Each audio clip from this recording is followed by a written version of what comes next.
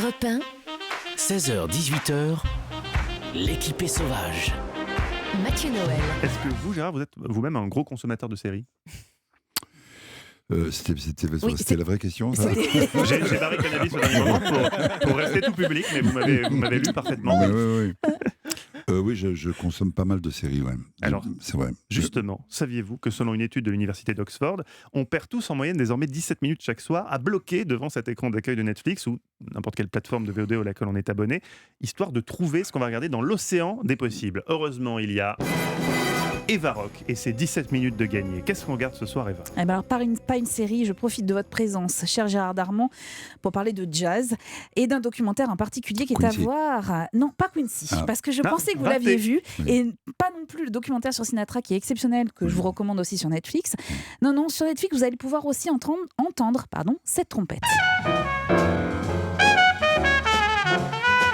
C'est le son d'un petit génie nommé Lee Morgan. Il avait 18 ans, il jouait déjà avec Dizzy il a 18 Gillespie. ans, là Non, oui, Ah, tout le à petit fait. salaud. Ouais, Ah ouais. oui. Oui. Il joue avec Dizzy Gillespie, il va devenir rapidement leader pour le label Blue Note. Il enregistre avec les plus grands, notamment Wayne Shorter, ou encore avec la formation d'Art Blakey, les Jazz Messengers. La vie de Lee Morgan, c'est un peu jazz, belle voiture, fringues, cognac, drogue. Dans les nuits de New York, il va vite se perdre. Il vendra même ses chaussures pour s'acheter sa dose d'héroïne. Plus personne ne veut jouer avec lui.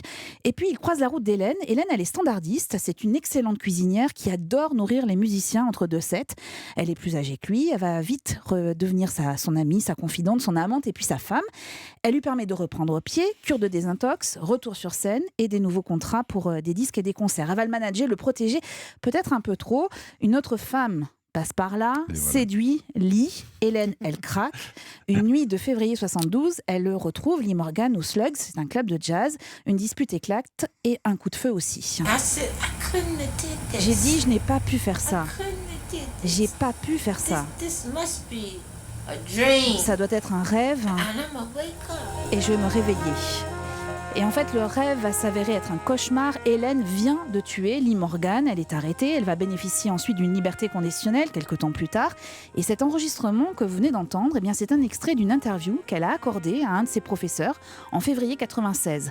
Alors, l'entretien a duré quelques heures. Ils devaient se revoir pour terminer cette interview, mais Hélène est morte un mois plus tard. Cette histoire et la musique de Lee Morgan, c'est à voir sur Netflix dans un documentaire remarquable et poétique qui s'appelle I Call Him Morgan, qui est signé Casper Collin et qui est illustré par des images d'archives et les magnifiques photos de Francis Wolff, un des fondateurs du prestigieux label Blue Note, et c'est à voir sur Netflix. Ah ouais, vous m'avez vraiment donné envie. Eh bien, je veux bien que vous le regardiez, puis vous m'envoyez un petit mot pour me dire si j'ai bien fait de vous le dire ou pas. D'accord. Voilà. Je précise, C'est une Gérard. façon que- très élégante de me dire passe-moi ton Voilà, ton 06. tout en Non, finesse. je vous Elle donne fait le ça lien. très finement. Bien sûr. Ouais, très élégant. Dans tact.